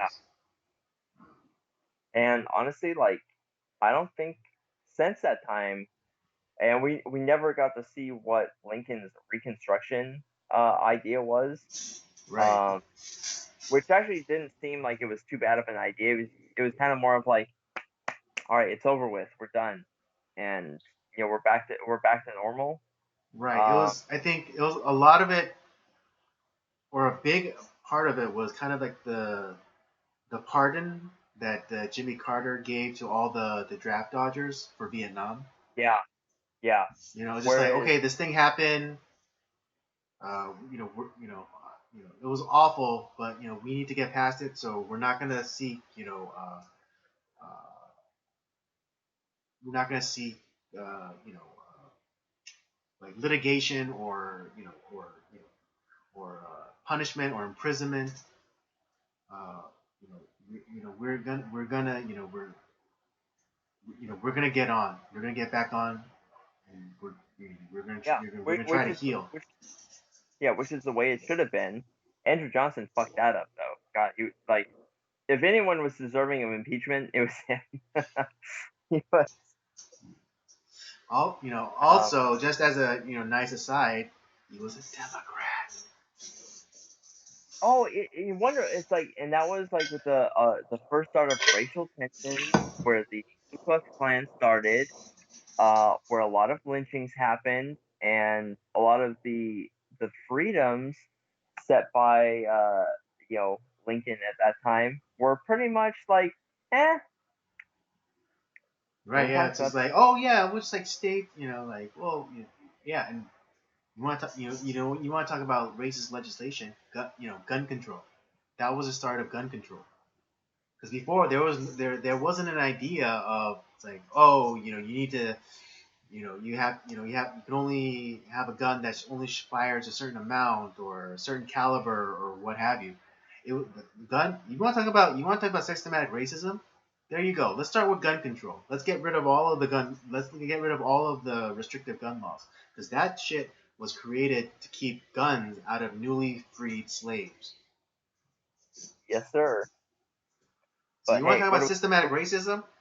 Because I hate when people go like, oh, systematic racism, but they can't point to one thing, one law that says I can go and kill a black guy and that's okay, or I can go and kill a Mexican and that's okay. yeah, There's not, but um, there are laws which were specifically designed to to deny rights of a certain people group. And you want to talk about systematic racism, right there. Let's start right there it there. is, Let's get right there. right there, Bingo. No one talks about that though. right? Yeah, no one wants to. That's too inconvenient. It's It's not eight. right now where black people are being gunned down disproportionately. Even though last year there was only 8 black people that died, in police, Yeah, involving the police. When there was like, and then the number of people, the number of white people that died was double that yeah. last year. But no, yeah, inconvenient facts, inconvenient facts. I get it, I get it.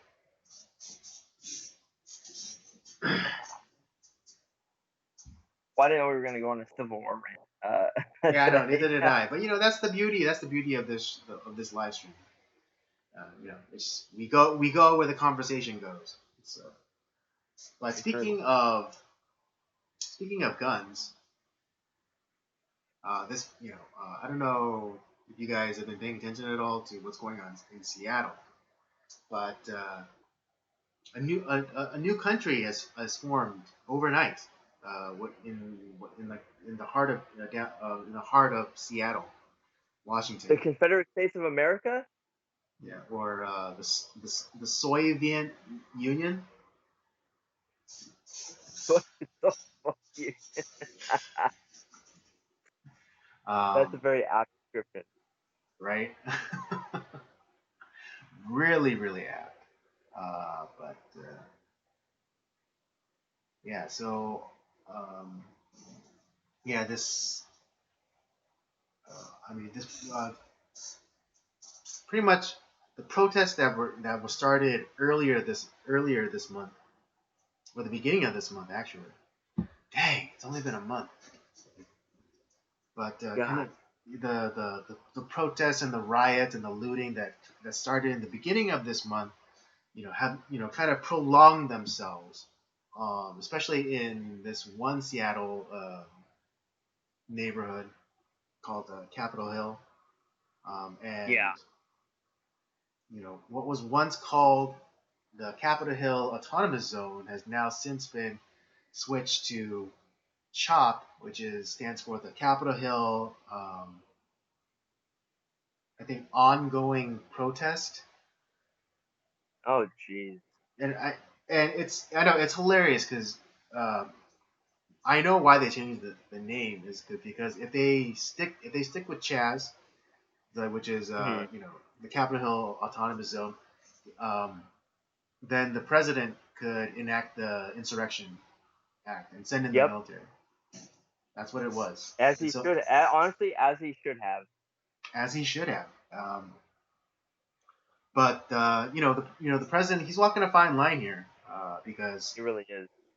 they're kept saying that Trump is this despot, this Hitler, and just waiting to reveal his mustache. Um, Yeah. uh, but the president has been very restrained in the application of his powers as commander in chief and as leader of the country. And so he's been giving opportunities for the state government of Washington to intervene, but as of yet, they have not done so. Yeah. So like he tweeted out to Jay Inslee, the governor of Seattle, and Jenny Durkin, the mayor of Seattle, uh, to say, hey, get your shit together, or I'm gonna do it for you. Yeah. Not I, Yeah. and I don't think he's I don't think he intends to do anything, but he's giving them like in a weird way he's giving them an option uh, to do their jobs. Exactly. Yeah. And but yeah, but as of just a few hours ago, it's come out that Seattle will phase down CHOP at night. Police will return to the East Precinct, says the mayor, Jenny Turkin. Which is if that sounds weird to you, the mayor ordered the police to abandon basically a police station in that neighborhood, in the area where they have now designated it as Chaz or Chop. That's insane. Yeah, how not on the same page they are. The chief of police, I think that lady right here with the mask on, she went rogue, and she even put out a statement saying, "I do not agree with this. I would have wanted to stay and defend the station or the precinct, but the Yeah. mayor told me to stand down." Essentially, throwing the mayor under the bus. And prior As to you this have. new news about them, kind of cracking down on CHOP or Chaz or the Soviet Union, the mayor described it as a festival like atmosphere. And she called it like, oh, it's gonna be the summer of love. Oh boy. But yeah, but since that announcement, which was I think like last week, many like I think at least 3 people have died of from firearms. Yep.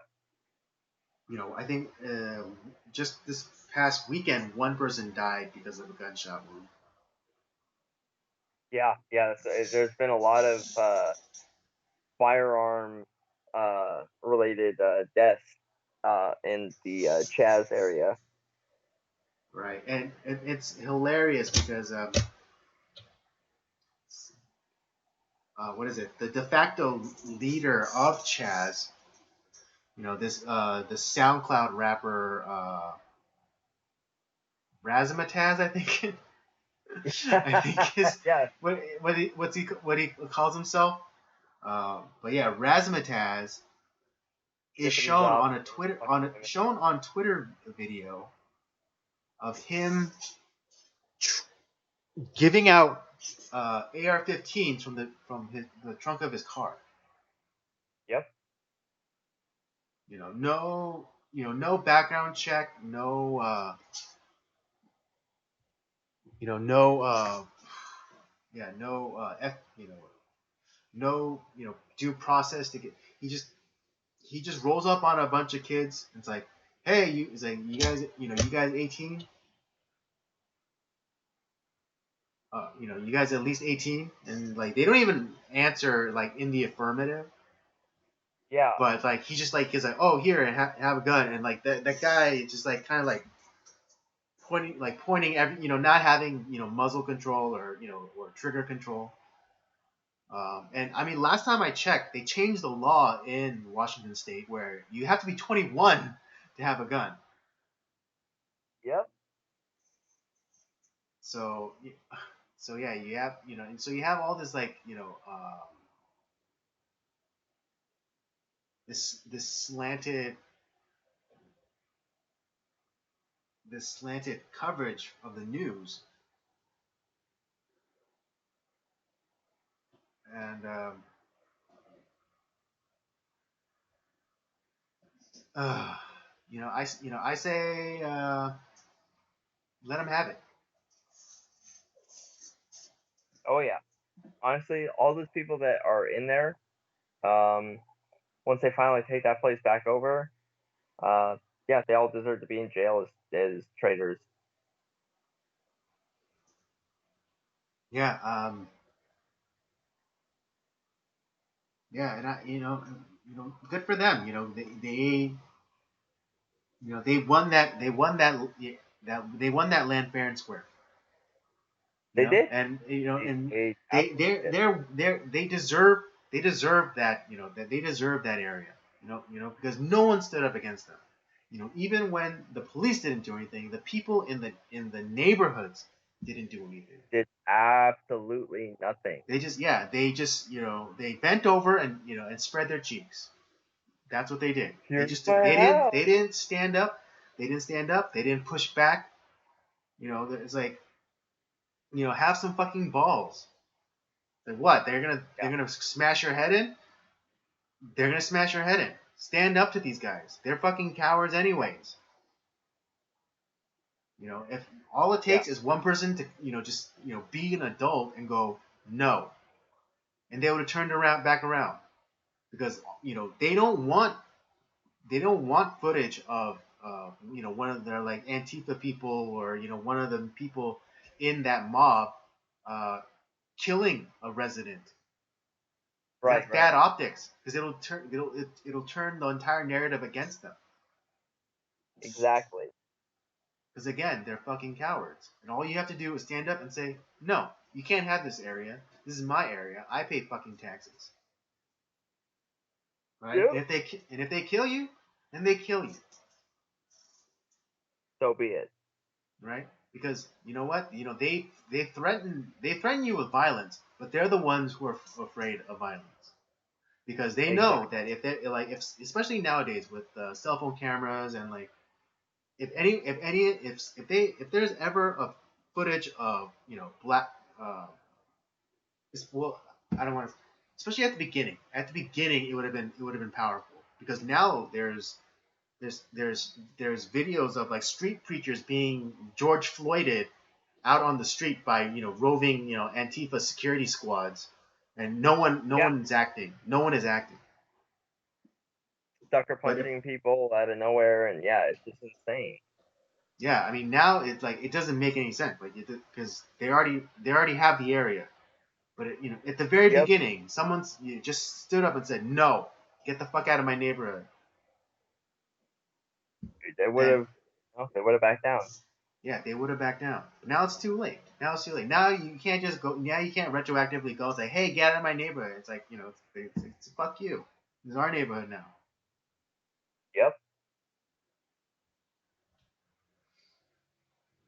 I So just, yeah, but I just don't know. The yeah, world. look at the fucking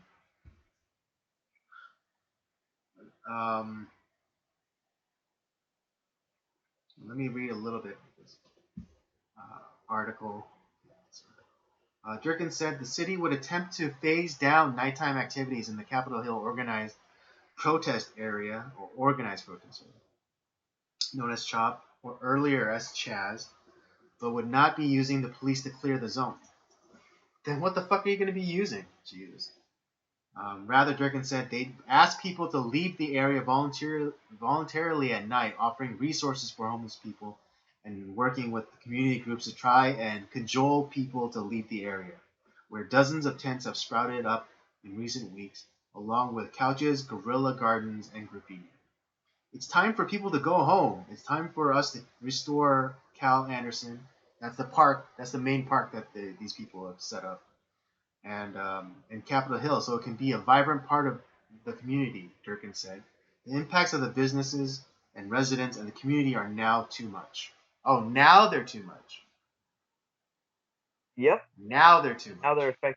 Yeah, because now it's affecting like, oh wait, this might get me like unelected, or it's bad optics. So better do something about it. Right, because the actual fucking taxpayers are gonna be like, this fucking bitch didn't do anything. Let's vote her out. Just insane. I can't believe that we're seeing something like this in our time, Andy. Yeah, I mean, it's all pretty nightmarish to think about. And honestly, like I see where that maybe that could happen in LA. That could happen in some of these major cities. Yeah, and and And especially honestly, what are the what are the governors going to do about it, or the mayors who have done literally fucking nothing? And they've flagellated themselves uh, constantly over everything that's going on. It's just like, come on, man. Yeah, I mean, like, especially in LA, it's especially with like the calls to defund the police or whatever. Especially Yeah. the celebrities. It's like, go fuck yourself. You have private security. You have you have anti-scaling fences around your properties. Yep. It's like, yeah, me and you and everyone else not living in the Hollywood Hills or in Beverly Hills or Bel Air. It's like everyone else is gonna be fucked. It's not gonna be you guys. Yeah. So you like you say, oh, we're with the people, and the people. I don't. We're in this together. Yeah, we're in this Yeah. Fuck. together, but I'm gonna be in my panic room with my 30 armed armed security guards, an anti-scaling fence. But I'm still with you. Power to the people, brother. Like, get the fuck over yourselves. Yeah. Oh, ridiculous, Andy. The world's Couldn't gone agree with you more. crazy this year. Yeah, but I mean, I still stick to what I say. This is the best. This is the best apocalypse ever. Because now we know celebrities aren't shit. Yep. Celebrities aren't shit. Yep. They need us. We don't need them. They need us. We're the ones in Yep. power. We're the ones with the power. Yeah. All right. All right, I know, like yeah, I can see it in your face. You're tired. I know you got time constraints. So let's wrap this up nice and pretty, like with our movie review. We aren't gonna do a double on movie reviews because Robert didn't do his homework and watch the movie for this week. But I'll be caught we're up gonna by go. next week. Don't worry. What was that? I'll be caught up by next week. Don't worry. All right, by next week. But we're gonna review last week's movie, which is Play Mistyford. And sticking with the theme of the month, which is directorial debuts, this is the directorial debut of one Clint Eastwood. And so Yeah. Yeah. I will read the synopsis, and we can get into the review. All right. All right. Popular radio show host Dave Garver becomes restless in his relationship with his girlfriend. Impulsively, he goes out and sleeps with a woman he meets at a nightclub. After the fact he finds out that she was an anonymous hookup, but she was not an anonymous hookup, but an obsessive fan who has called in repeatedly to request he play the song Misty. Garver soon discovers extricating himself from the woman will be no easy feat as she becomes increasingly psychotic. This film, so I mean, obviously it predates them, but it reminds me a lot of a mixture between Fatal Attraction and Swim Fans. Right, yeah, it's just kind of like your obsessive woman uh, who goes crazy and tries to kill the object of her affections type of movie. Yeah, and my God, honestly, it was kind of a for Clint Eastwood's debut, it was kind of a horror film. Like I honestly, it was a disturbing movie. Yeah, it was. Because you guys, because you have these picturesque views of the kind of the California coastline. This movie takes the setting for the movie is in this kind of uh, central to northern California town called Carmel, which is a real place, Yeah. and where Yep. where Clint Eastwood and his family actually now reside. Yep. Um, so you think this, and you think like this is just like some, kind of blue collary kind of guy. Dave, the character of Dave Garver, he's kind of blue collar, but he still has a job in entertainment, which I think, I think that's how Clint Eastwood kind of sees himself as. Yeah. I think that's a pretty fair assessment. Yeah. Um, and he's not like this big famous disc jockey in the town. He pulls a night. He does a night shift. Yep. You know, and he reads poems and he takes requests for songs. I mean, just as the synopsis laid out. But yeah, it turns rather quickly. Um, Yeah, it's and obviously it's set in the 70s, so he's a guy that is has slept with a ton of women. mhm. Um, but you This start to is see where he's like, you know what, I'm kind of tired of this lifestyle. It's actually like you see the change in Garver. Like he's actually trying to become more of a better person, like a better guy.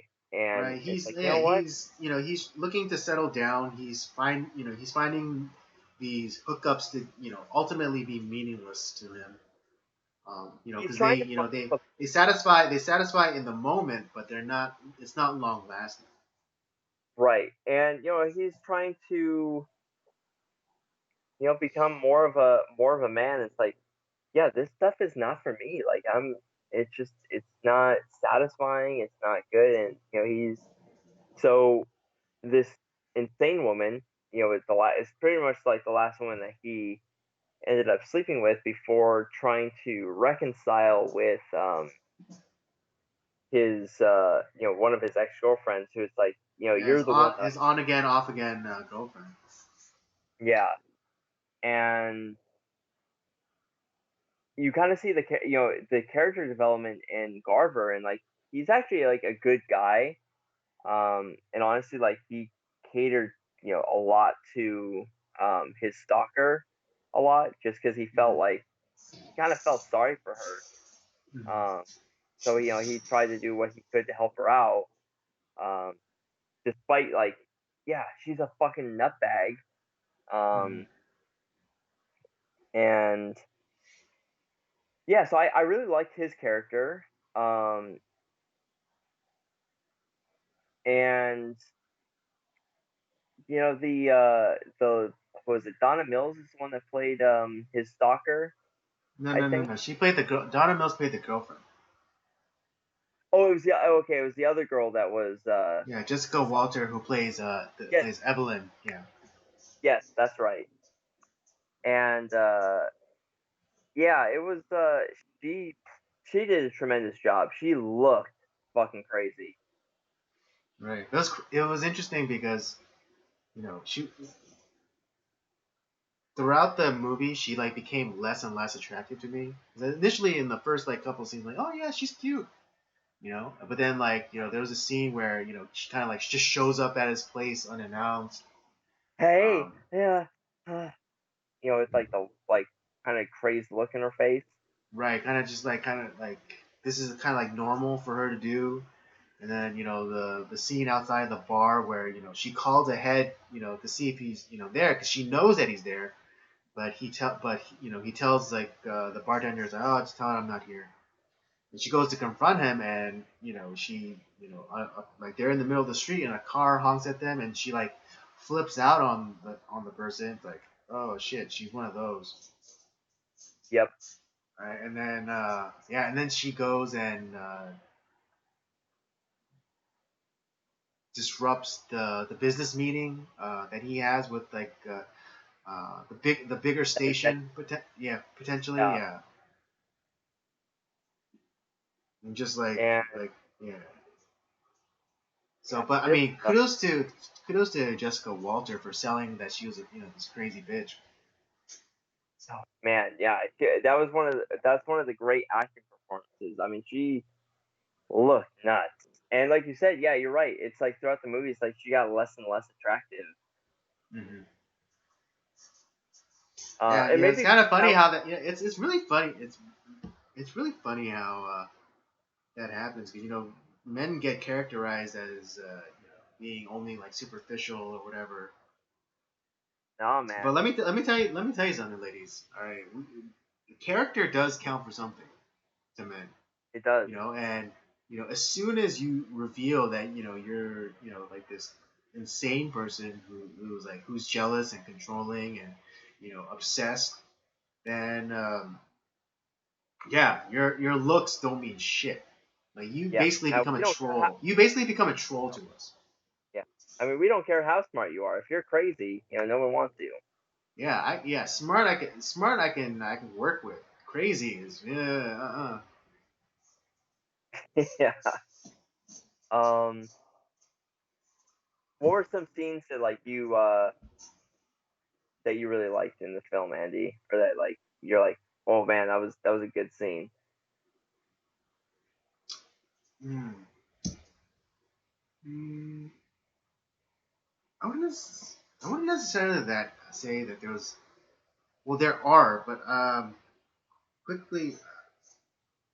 Actually, never mind. A scene that I really enjoyed. Um,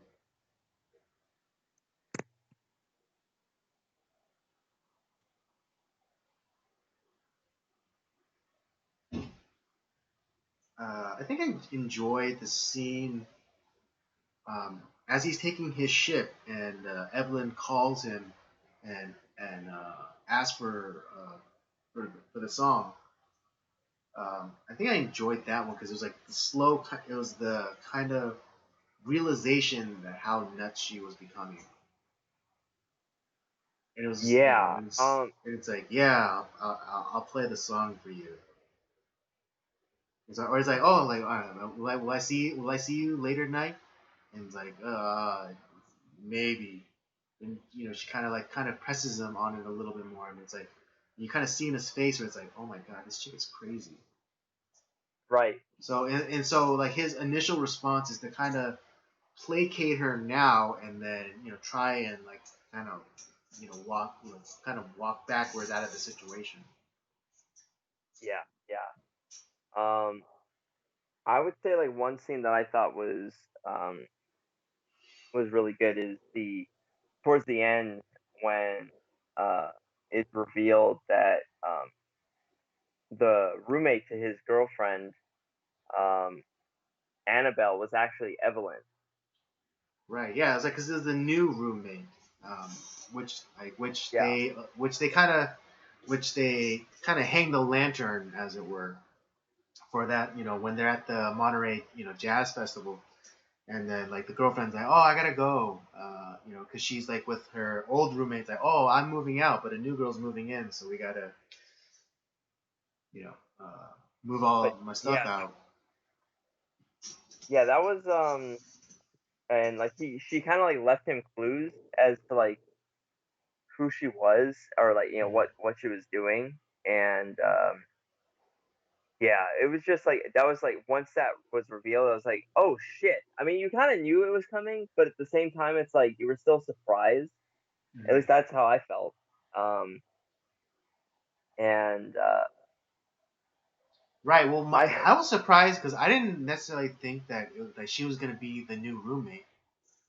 I thought she yeah, was like just at I thought she was that last time she called him was just her way of getting him off his guard, and she was gonna attack him at his home. But then I realized, after it was revealed that she was a roommate, like, no, the real way to hurt him is to hurt the one that he loves. And so of course he yeah, went in to attack the girlfriend. yeah. And I'll be honest, the ending scene where he punches her off the deck. I was gonna mention that. I was gonna mention that scene.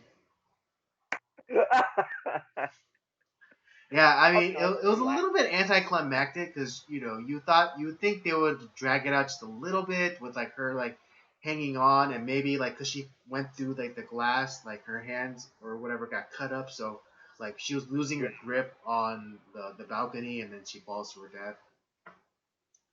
But yeah, Um, no, she bounced like a test dummy. Oh, it was yeah, great. It was. I will say it was a little anticlimactic, but I fucking laughed when I saw that ending scene. I was like, what is this? and it was like so abrupt because you thought that they're gonna draw it out a little bit with her like clinging to the edge, but no, it's just like Yeah. like bam, crash, bunk in the water. And that was the end. Like you see her floating in the ocean. Credits. Hmm. Yeah, and then because you never hear the song Misty being played until the very end. Right. Exactly. Yeah. Then that's when Misty plays. Hmm. So yeah, it's just a very interesting film. Exactly. Just as this very tiny criticism, um, Clint Eastwood doesn't like get much respect for his movies, like especially the ones that he like directs. Um, but I think I figured out something about like why that might be, and it has something to do with this debut, his directorial debut. Is like his editing isn't that great. Yes, I was. Oh yeah, I'm glad you brought that up. There were some weird cuts, like where it's like it was almost jarring, like because there was one scene he's talking to his ex girlfriend, soon to be girlfriend again, Mm-hmm. and they're walking and talking, and it's like they're in a town, and then it's like cut, they're at the ocean, but the conversation like is Kind of continued, picks like up it, exact it like kind of naturally where it would be, like if they were still in yeah, town. and I was Yeah. like, wait, and I'm like, and because I know that area, and I'm like, wait a second, there's no beach right there. What the fuck happened? Right. So like, they're talking, they decide to get in the car, drive like, for a few minutes without talking, and then start talking exactly when they got into the beach. So in this universe, it's like the driving, when we don't see them, conversations don't happen. It's only Right. like They the just stop. conversation can just, They just like oh they my, just it was like so, pause. Yeah, and as soon as they get to the beach and they're like in front, and they get in view of the beach, like, and then continue. But yeah, also like there's a lot of the scene at the Monterey Music Festival. Um, I think it just lingered a little bit too long. When all you're doing is establishing like the vibe of the festival itself. So like a bunch of quick cuts to the performers and back to Clint Eastwood and like his radio station colleague and his girlfriend and whatever, kind of like walking through the crowds and like enjoying the performances. Like a few quick cuts of that, I think would have been great. But it's just he tends to linger on unnecessary themes. I think maybe because this is also after like Evelyn is kind of thrown into a crazy house, Mm-hmm. and my thinking is like because you're thinking it's like, oh well, the movie's just about over, right? And you're like, oh shit, there's like 30 minutes left.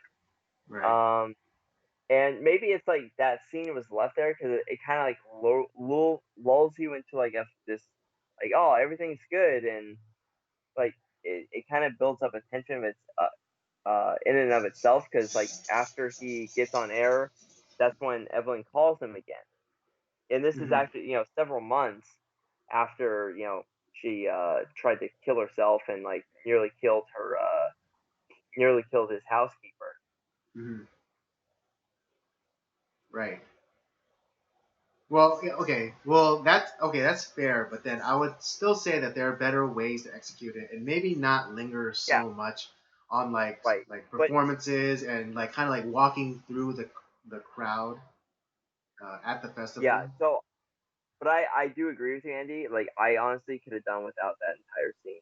It was unnecessary. Yeah. But I mean, other than that one small criticism, I thought this was great. I really enjoyed it. Um, especially for a directorial debut, and he also stars in it. Yeah, Um, this is really good. This is really, it was really engaging. I believe the characters. yeah, Um, yeah, you know, I mean, except for like some of like the kind of like the odd kind of, you know, uh, front shot, reverse shot of Evelyn attacking the housekeeper. Um, Right, right, right. it was all very enjoyable. I genuinely sensed like felt dread. Whenever Evelyn uh, came on, especially towards like the middle where like she was the charm was starting to wear off and she felt more of like a nuisance or an annoyance. Yeah, yeah. That's yeah, exactly. So yeah, so this was really good. I really liked this movie. Any other last thoughts about it, Andy? No, that's all. Yeah, that's all I have to say about that. All right, let's give a rate.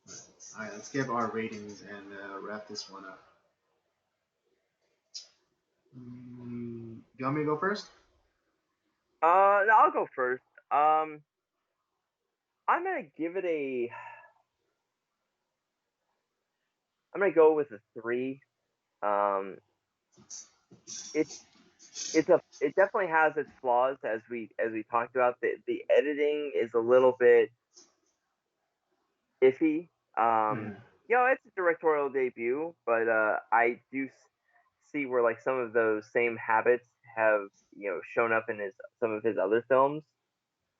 Mm-hmm. Um, but yeah, like you said, relatable characters, and you kind of like you felt what they're discussing, what's going on. Like it felt very realistic, Mm-hmm. and I'm sure that there's a lot of celebrities out there, you know, A list or D list, that have had that crazy stalker, Mm-hmm. and so and you feel just the insanity of Evelyn. Mm-hmm. Right. So This great this acting. yeah. This is the this is I think if it wasn't the first, then this movie definitely embodies that old saying, "Don't stick your dick into crazy." Seriously, oh my gosh,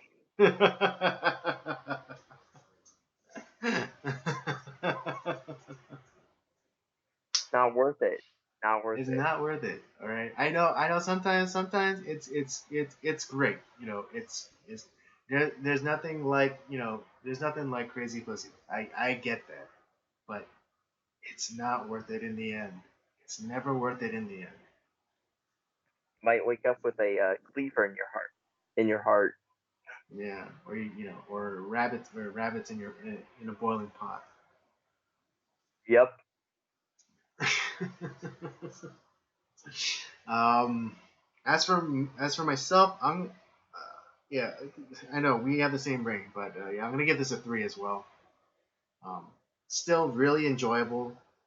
Again, I already every time I ding a film, it's usually for technical things, and this is no different. It's more of a technical thing. The edits were just a little was a little weird, and also some of uh,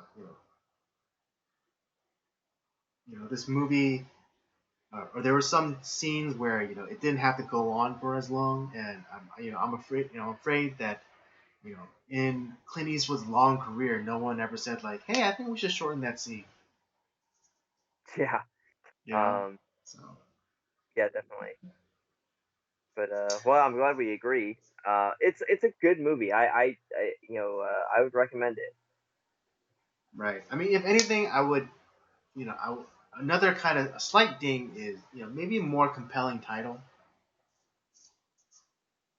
Yeah, because I would not have guessed the type of movie it was based off the title. Right. I mean, I know eventually. No, even then.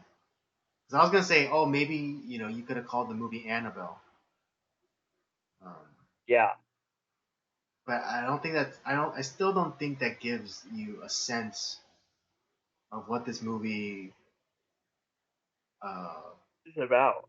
was about, and especially back Yeah, then, if people, it could have been like, oh, what's this Annabelle movie, and they could have like they might have